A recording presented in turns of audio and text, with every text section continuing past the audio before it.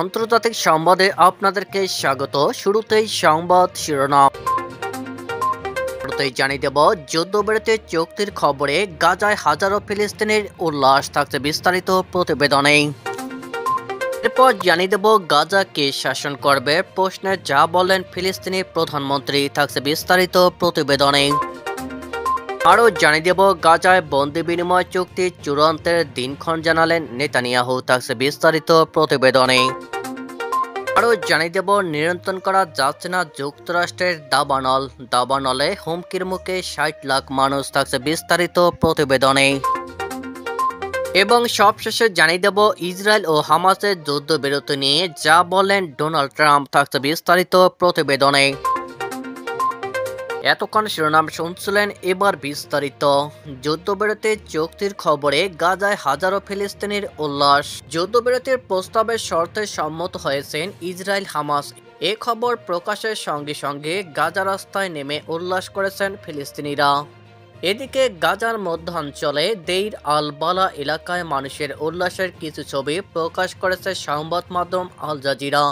এতে যুদ্ধবিরতির খবর পেয়ে ফিলিস্তিনিদের আনন্দ উল্লাস করতে দেখা যায়। দীর্ঘদিন পর ফিলিস্তিনিদের মধ্যে এমন দৃশ্য দেখা গেল। এর আগে বিবিসির প্রতিবেদনে বলা হয়, কাতার, মিশর ও যুক্তরাষ্ট্রের মধ্যস্থতায় 15 মাসের ইসরায়েলি আগ্রাসনের অবসান হতে যাচ্ছে। হামাসের একজন কর্মকর্তার বরাত দিয়ে বুধবার এই তথ্য জানায় বিবিসি। ইসরায়েলি গণমাধ্যমের খবরে বলা হয়, হামাস যুদ্ধবিরতির চুক্তিতে শেষ মুহূর্তে দাবি পেশ করেছে। কাতারে আলোচনার অবস্থা নিয়ে একটি সংবাদ সম্মেলন করার আগে হামাসের ওই কর্মকর্তা বিবিসির সঙ্গে কথা বলেন। ইসরায়েলি গণমাধ্যমের প্রতিবেদনে বলা হয়, মিশরের সঙ্গে গাজার দক্ষিণ সীমান্তে একটি গুরুত্বপূর্ণ ভূমি নিয়ে তারা ফিলাডেলফি করিডোর সম্পর্কে নতুন দাবি জানিয়েছে। মাসের পর মাস ধরে আলোচনা এখন চূড়ান্ত পর্যায়ে পৌঁছেছে। গাজা যুদ্ধের পর অঞ্চলটির শাসন কেবল ফিলিস্তিনি কর্তৃপক্ষের অধীনে থাকা উচিত বলে মন্তব্য করেছেন ফিলিস্তিনের প্রধানমন্ত্রী মোহাম্মদ মুস্তফা। বুধবার নরওয়েতে অনুষ্ঠিত এক সম্মেলনে বক্তৃতা দিতে গিয়ে তিনি কথা বলেছেন। ফিলিস্তিনের প্রধানমন্ত্রী এ সময় বলেন, আশা করা হচ্ছে যুদ্ধবিরতি এবং গাজার আটক ইসরায়েলি বন্দীদের মুক্তি দেওয়ার বিষয়ে চুক্তি শীঘ্রই সম্পন্ন হবে। যুদ্ধের অবসানে গাজা উপত্যকা কে শাসন করবে, এটি এখন আলোচনার অন্যতম প্রধান প্রশ্ন, যা এখন পর্যন্ত একটি অবিলম্বে যুদ্ধবিরতি এবং ইসরায়েলি জেলে আটকে ফিলিস্তিনি বন্দীদের বিনিময়ে গাজা আটক বন্দীদের মুক্তির ওপর কেন্দ্রীভূত। মোহাম্মদ মুস্তফা বলেন, গাজার যুদ্ধবিরতি কার্যকর করতে এবং 15 মাসের যুদ্ধের পর মারাত্মক মানবিক সংকট মোকাবেলায় 15 লাখেরও বেশি মানুষের জন্য আরও ত্রাণ সামগ্রী সরবরাহ করতে চাপ প্রয়োগ চালিয়ে যাওয়া জরুরি। তিনি এ সময় জোর দিয়ে বলেন, যুদ্ধের পর গাজা শাসনের অধিকার কেবল বৈধ ফিলিস্তিনের নেতৃত্ব এবং ফিলিস্তিনি রাষ্ট্রের সরকারের হাতেই থাকা উচিত। গাজা শাসনের বিষয়ে ফিলিস্তিনের প্রধানমন্ত্রী বলেন, যুদ্ধবিরতির অপেক্ষায় থাকা অবস্থায় এটিও উল্লেখ করা গুরুত্বপূর্ণ যে গাজা শাসনে অন্য কোনো সত্তার উপস্থিতি গ্রহণযোগ্য হবে না। গত বছর নরওয়ের ফিলিস্তিনের রাষ্ট্রদূতকে স্বীকৃতি দেওয়া এবং ফিলিস্তিনি কর্তৃপক্ষের অধীনে আন্তর্জাতিক সম্প্রদায়ের সমর্থিত দ্বিরাষ্ট্র সমাধানের দিকে একটি গুরুত্বপূর্ণ পদক্ষেপ ছিল বলে উল্লেখ করেন তিনি। ইসরায়েল ও হামাসের অবস্থান। এদিকে ইসরায়েল ও গাজা শাসনের ক্ষেত্রে হামাসের কোনো রকম সংশ্লিষ্টতাকে পুরোপুরি প্রত্যাখ্যান করেছে। যদিও 15 মাস ধরে চলা এই যুদ্ধের আগ পর্যন্ত গাজা পরিচালনার দায়িত্বে তারাই ছিল, যে কারণে হামাস ফিলিস্তিনের কর্তৃপক্ষের একচেটিয়া শাসনে অনাগ্রহ দেখিয়েছে, যেটি 3 দশক আগে অসলো অন্তর্বর্তী শান্তি চুক্তির অধীনে প্রতিষ্ঠিত হয় এবং বর্তমানে পশ্চিম তীরে সীমিত শাসন ক্ষমতা রয়েছে। ইসরায়েলি কর্মকর্তারা অভিযোগ করে বলেছেন, ফিলিস্তিনি কর্তৃপক্ষ ইসরায়েলের বিরুদ্ধে হামলায় সমর্থন দেয় এবং গাজার বাইরে হামাসের প্রতি ব্যাপক সমর্থন থাকায় ফিলিস্তিনি রাষ্ট্রের শাসন ক্ষমতা যারাই থাকুক না কেন, শেষ পর্যন্ত ইসলামপন্থী এই দলের হামাস দ্বারাই তা দখল হবে। ফিলিস্তিনের কর্তৃপক্ষ মূলত সাবেক নেতা ইয়াসির আরাফাতের দ্বারা গঠিত ফাতাহ দলের অধীনে। 2007 সালের সংক্ষিপ্ত গৃহযুদ্ধের পর হামাস গাজা থেকে তাদের উৎখাত করেছিল। নিয়ন্ত্রণ করা যাচ্ছে না যুক্তরাষ্ট্রের লস অ্যাঞ্জেলেসের দাবানল। তীব্র বাতাসে ছড়িয়ে পড়েছে আগুন। এবার উত্তপ্ত কয়লা থেকে আগুন ছড়ানোর সংখ্যা দেখা দিয়েছে। ফলে দাবানলে গুরুতর হুমকির মুখে রয়েছে ৬০ লাখ মানুষ। বুধবার এএফপির প্রতিবেদনে উঠে এসেছে ভয়ঙ্কর তথ্য। লস অ্যাঞ্জেলেসে দাবানল শুরু হয় ৭ জানুয়ারি। নিজ বাড়িঘরের বর্তমান চিত্র দেখতে আশ্রয়কেন্দ্র থেকে ফিরতে চান দাবানলের ক্ষতিগ্রস্ত লাখো বাসিন্দা।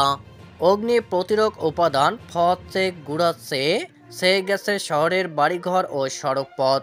পোড়াগন্ধ, ভস্পির ও ছাইয়ে রাসায়নিক গুঁড়া সব মিলিয়ে অঞ্চলটি বাতাস এখন চরম অস্বাস্থ্যকর।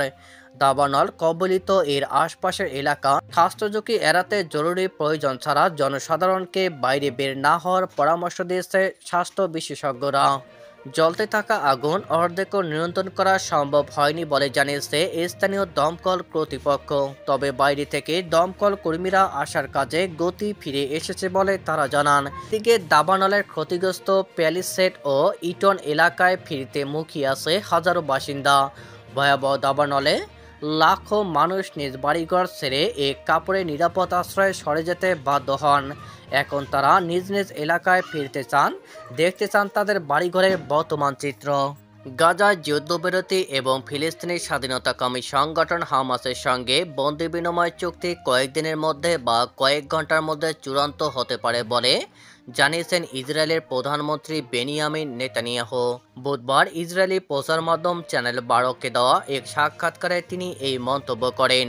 ইসরায়েলি প্রধানমন্ত্রী আরও বলেন, এটা কয়েকদিনের বা কয়েক ঘন্টার ব্যাপার। আমরা হামাসের প্রতিক্রিয়ার অপেক্ষায় আছি। জবাব পেলে সঙ্গে সঙ্গে এটা শুরু করতে পারব। ইসরায়েল ও হামাস একটি যুদ্ধবিরতি চুক্তিতে সম্মত হয়েছে। চুক্তি অনুযায়ী পর্যায়ক্রমে ইসরায়েলি জিম্মি ও ফিলিস্তিনি কারাবন্দীদের মুক্তি দেওয়া হবে।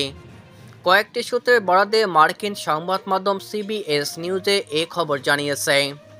এই চুক্তির পর বুধবার নিজেদের মালিকানাধীন সামাজিক যোগাযোগ মাধ্যম ট্রুথ সোশ্যালে স্ট্যাটাস দিয়েছেন যুক্তরাষ্ট্রের নবনির্বাচিত প্রেসিডেন্ট ডোনাল্ড ট্রাম্প। এতে বলা হয়েছে, মধ্যপ্রাচ্যের বন্দীদের জন্য আমরা একটি চুক্তিতে পৌঁছেছি। তারা শীঘ্রই মুক্তি পাবেন। ধন্যবাদ। তিনি বলেন, মহাকাব্যিক যুদ্ধবিরতি চুক্তি কেবল নভেম্বরে আমাদের ঐতিহাসিক বিজয়ের জন্য ঘটেছে।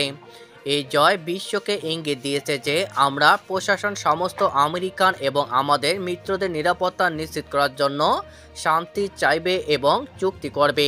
ট্রাম্প বলেন, তিনি রোমাঞ্চিত যে আমেরিকা এবং ইসরায়েলি জিম্মি উভয় দেশে ফিরে আসবে।